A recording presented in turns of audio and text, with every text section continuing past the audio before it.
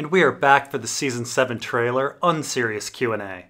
Is it possible that Sam's slow metabolism that slows time can help cure Jorah's grayscale? Yes, absolutely, and this does get into the whole Sam Tarly Black Brother Black Hole theory. For those that don't know, essentially we have a number of mysteries surrounding Sam Tarly, and most of them are resolved if we assume that there is actually a black hole at the center of him, bending space-time. Why is his metabolism so slow that he's still fat after 6 years in the Night's Watch? Why is Gilly's baby still a baby after 5 years? Why did it take so long for them to get from Eastwatch to Old Town? Why hasn't Randall hunted Sam down?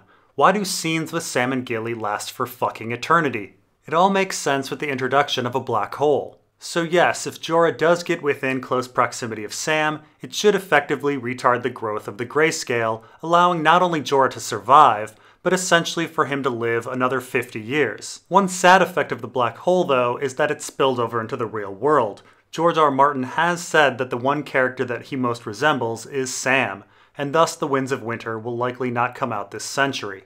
We are the last Lannisters. Are Cersei and Jaime so self-absorbed as to not realize there are a whole lot of Lannisters in Lannisport? Well, to be fair, Cersei said the only Lannisters who count, and I imagine she meant in terms of arithmetic. Because if they were able to count, they would have realized that there were hundreds of people ahead of her in the line of succession. Wouldn't it make the most sense for Cersei to attempt to ally herself with House Goodman of the North? 20 Goodman himself almost single-handedly wiped out the last pretender claimant to the Iron Throne. Well, as other fans have pointed out, after helping Ramsay sabotage Stannis' camp, Sir 20 Goodman became aligned with Arya. It was his services that allowed Arya to take control of the kitchens of the twins and bake Walder Frey's sons into pies. Otherwise, that task would have been laughably impossible.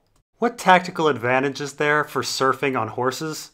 Well, I mean, if you're trying to behead Paezar Zomirak's herons... Was that reference too obscure? Everyone knows Paezar Zomirak, right? Can't Cersei just cover herself in a bunch of Dany's unburnable hair bands if she gets her hands on some? Well, assuming some servant has been collecting Dany's stray head hairs and pubes for the past 6 years, the problem is we wouldn't have quite enough of it. We're looking at only maybe a few feet of hair, which may be enough to cover a shield or something, but I question whether it's enough to cover Cersei's whole body. Now, that said, the far more likely scenario is Dany's dead skin. Humans produce a couple pounds of that a year. So if all that dead skin was collected over the years and then shaped papier-mâché style into a thin suit of armor, it could be pretty effective as a fire-retardant suit. Alternatively, there's asbestos. Do you think Arya will use her status as Wolverine this season to get the other X-Men to help? Or do you think they'll go for a more Old Man Logan thing where she loses her powers? Well, I definitely think there'll be an assembling of X-Men. We have the crippled telepath Professor X, the teleporting Nightcrawler, Beast, the insanely lucky Longshot, the specially armored Colossus, and of course Jean Grey, whose dark story is never executed correctly. But Old Man Logan, you mean comic Old Man Logan, right? Because I would love to see the Venom symbiote on Viserion and the Mountain eat Arya and then have her emerge from his stomach covered in blood and stomach acid. Planetos is not completely explored. The area of the map is the uncharted region. Well, that does make me rethink Season 2 a bit.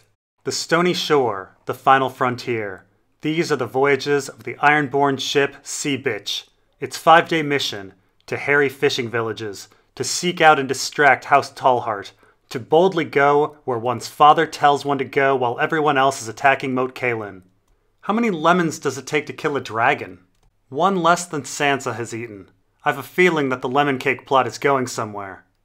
Why is Show Asha a lesbian? I don't know. Why are Show Cersei and Show Dany no longer bi-curious? I thought the joke about Grey Worm and Missandei not being able to have sex was just the characters doing the commentary being a bunch of medieval weirdos. Now I think it's actually serious. Do you actually think people can't have sex without dicks? This is particularly weird considering just seconds later in the trailer, we see Ellaria kissing Yara. Alright, let's get into this. There is a monumental difference between Grey Worm and Ellaria and Yara, and it starts with a C and ends with an S, and it has a Littori in the middle. So as awesome as the image of Missandei and Grey Worm scissoring, that's probably not going to happen. Now, if you really want to get technical, Missandei and Grey Worm could go for a prostate-induced orgasm. So yes, the most probable situation is that this sexy scene will eventually lead to Missandei looking down at Grey Worm's scarred mound between his legs, and then opting to take two of her fingers and shoving it up his ass. Of course, logically speaking, Missandei was a slave as well, and I don't see why Kraznys would spare her genital mutilation. After all, real talk, in places in northern Africa like Egypt and Mali, 90% of women have their clitorises chopped off. So in the end, we shouldn't be pitying Grey Worm, we should be pitying Missandei. Ooh, Game of Thrones, the greatest show on the planet. Fuck, I'm depressed. What else we got? Sansa will die, mark my words. We all die. We all die. Theon's dick was sliced off. He's never going to be okay, Preston. Are any of us going to be okay? Already sick of season 7? Yeah, fucking tell me about it. Is the stain on the map a result of a bad pussy squirt? That got 8 upvotes. I would like to see Arya having sex with Lady Sandra. That got 11 upvotes. Reek, it rhymes with freak. That got 101 upvotes.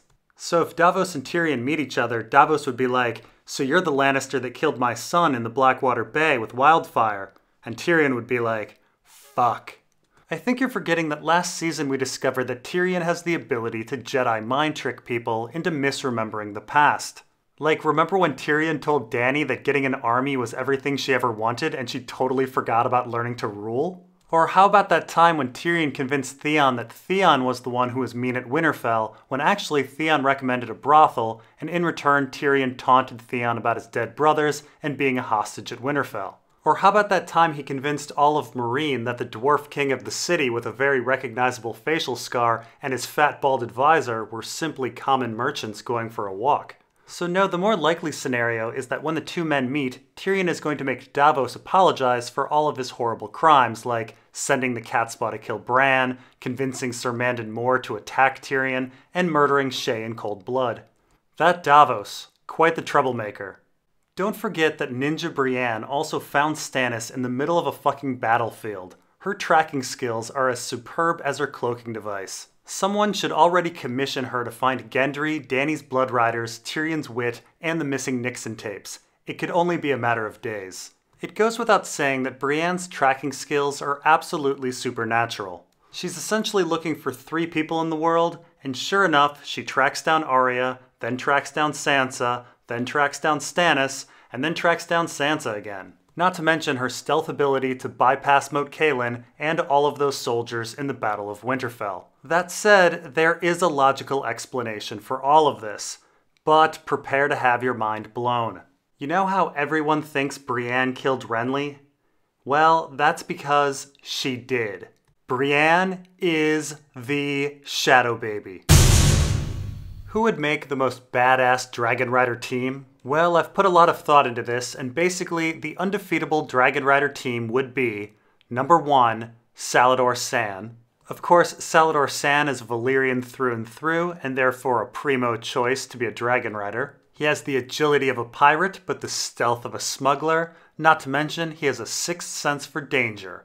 You just follow Saan and you'll end up safe and sound. Number 2 is Old Nan. No one on the planet knows more about White Walkers, dragons, and old stuff than Old Nan. Plus, one has to give Old Nan props for picking up and starting a new life after Season 1. Where she went, who knows, but it was a fierce, strong decision, and one that likely saved her life considering Winterfell was later destroyed and then became a war zone. Wise, smart, fierce, Old Nan. Finally, number 3 would be Jiqui. She's Dothraki, so she knows how to ride, and her knowledge of the dragon life cycle is unparalleled. Plus, Jiqui is probably the greatest adventurer of our story. After getting lost, presumably in the Red Waste, she eventually made it to Asshai and learned dark arts. After a power vacuum nearly destroyed Qarth, she took control there and learned how to rule with wisdom and generosity. Later, she met Illyrio, who was so impressed with her that he financed her adventures in Westeros. She battled and killed Greatjon Umber. She started her own sellsword company and helped the Blackfish retake Riverrun. She fell in love with Gendry, and she became such an inspiration for the Dornish lords that they left their land to follow her. And now she rules the long-forgotten realm of the Stormlands. She, with all of her strength and wisdom, would be a great leader for our dragon-flying triad. I canceled my HBO subscription after season 6. Leftovers, man. Leftovers. And that's all for now. We'll catch you next time. Thanks for watching.